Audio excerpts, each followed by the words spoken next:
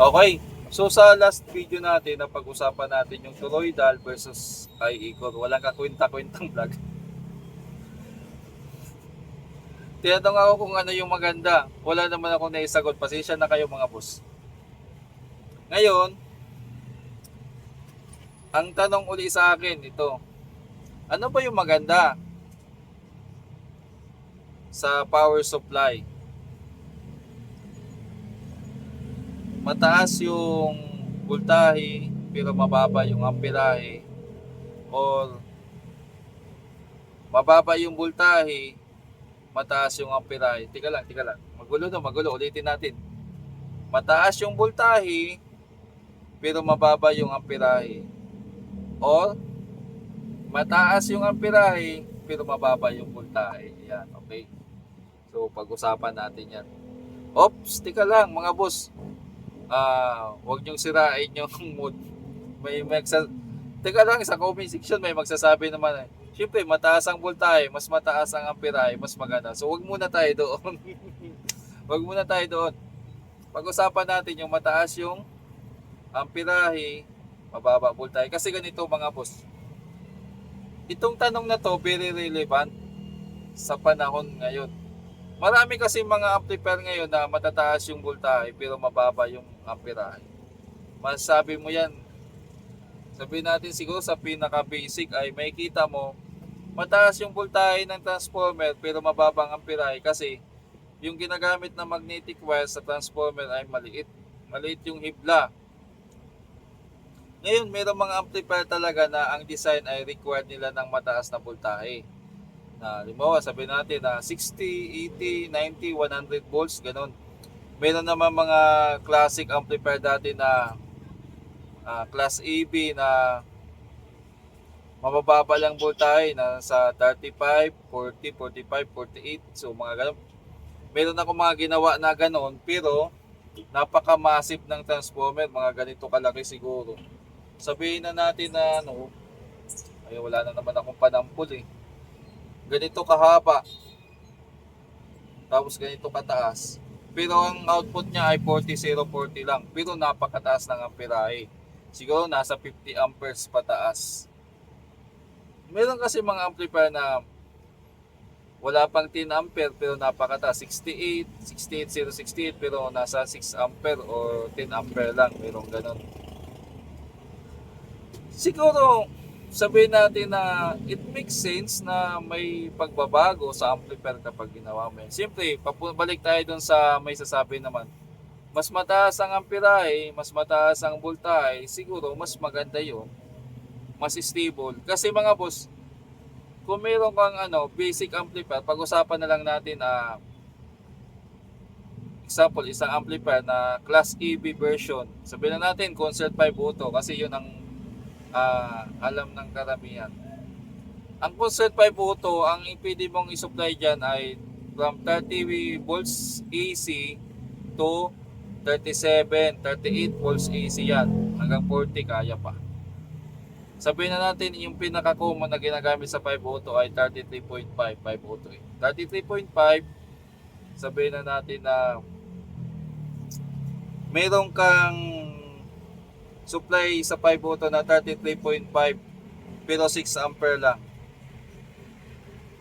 Versus sa meron kang isang supply din na 33.5 pero 20 ampere. May pagbabago ba sa tunog nun? Meron mga boss. Hindi mo mapapansin sa lakas pero sa kapal ng bass. Hindi mo mapapansin sa lakas pero sa kapal ng bass. Nagra-rhyme Personally, oo ako. Naka-experience niyan. Gusto nyo maniwala o hindi, okay lang. Sabi na, kwento mo lang yan, basic pa, nagpapauso ka na naman. Bakit ko nasabi? One time, may nirepair akong Concert 5 Auto. Nasunog yung toroidal. Ngayon, nakakuha ko ng transformer galing sa mga audio-video receiver. Mga lumang modelo, 80s, 90s siguro. So, ang hinahanap ko ay 33. 33.5. Sakto naman yung transformer na yun na nandun sa akin ay Hulaan nyo mga boss kung ilang volts. 34, 034. 1 volts lang, point something lang iba. Pero, nasa 15 ampere ata siya. 15 ampere. Malaki. Inabit ko doon. Nung kinasa ko, ganun pa yung lakas. Pero yung bayo niya, yung sipa niya, iba na. So, ayaw nyo maniwala. Wala tayong magagawa. Iba po yung sipa ng base kapag mas mataas yung ano. Kasi mas stable eh. Alam nyo mga boss, kapag sinukatan nyo sa tester ng kumbaga nag-monitor kayo ng supply sa tester, sa supply mismo sa capacitor na mag-EG kayo, tapos magpatugtog kayo ng mga mabase na ano o gapang ang tunog, tingnan nyo magpa-fluctuate yan, naglalaro yung ano, nagkakaroon ng voltage drop kapag yung transformer mo ay under rating or mas mababa. Mas mataas ang voltage drop, mas mababa yung amperahe ng ano mo. Pero sa tester, kapag stable lang yung supply kahit malakas na yung base ng ano mo, ibig sabihin yung supply mo hindi kinakapos. Ngayon naman, sa mga amplifier naman na required ng matataas ang voltahe pero may hina, no, siguro sa design nila yan. Hindi ko masasagot eksakto yan, pero may mga amplifier na hindi naman siya nag-require ng mataas or malaking amperahe.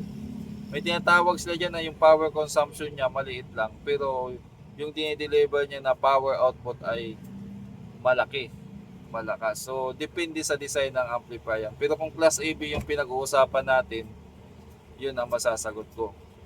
So either dun, siguro para sa akin mataas ang voltahe, mababang amperahe. Siguro kung yun ang required ng amplifier, kung yun ang design ng amplifier, pwede.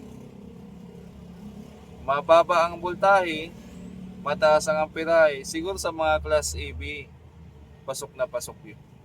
So alin ba maganda doon? Kung ano yung requirement ng ano, kung anong required, siguro masasagot natin dyan kung anong required ng amplifier na kailangan nyo. Mga boss, useless din kung sobrang laki ng transformer mo. Kung ang amplifier mo naman ay 50 watts lang, wala din.